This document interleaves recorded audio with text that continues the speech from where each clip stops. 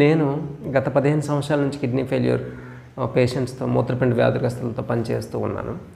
వీటన్నిటిలో ఎక్కువగా బాధ కలిగించేటటువంటి మూత్రపిండ ఫెయిల్యూర్ ఏంటి అంటే ADPKD, autosomal dominant polycystic kidney disease. So ఇది వంశపారపర్యంగా వస్తుంది, మన తర్వాత మన పిల్లలకు వస్తుంది. ప్రతి 800 మందిలో ఒక్కరికి ఖచ్చితంగా ఈ వ్యాధి ఉంది భారతదేశంలో, ప్రపంచవ్యాప్తంగా కూడా.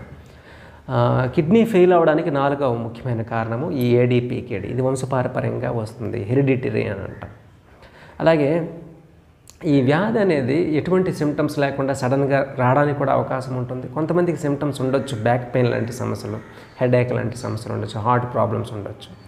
సో కాబట్టి ఈ సమస్యను ముందుగానే గుర్తించగలిగితే కనుక, కిడ్నీ ఫెయిల్ అవ్వకుండా ముందుగానే, అంటే యూరిన్లో ప్రోటీన్ ఏమైనా లీక్ అవుతుందా చెక్ చేసుకుంటే కనుక ఖచ్చితంగా దీని నుంచి బయటపడవచ్చు. మంచి బొటానికల్ సప్లిమెంట్స్ ఉన్నాయి, మంచి డైటరీ సప్లిమెంట్స్ ఉన్నాయి. లైఫ్ స్టైల్ చేంజ్ చేసుకోవడం ద్వారా మనం ఖచ్చితంగా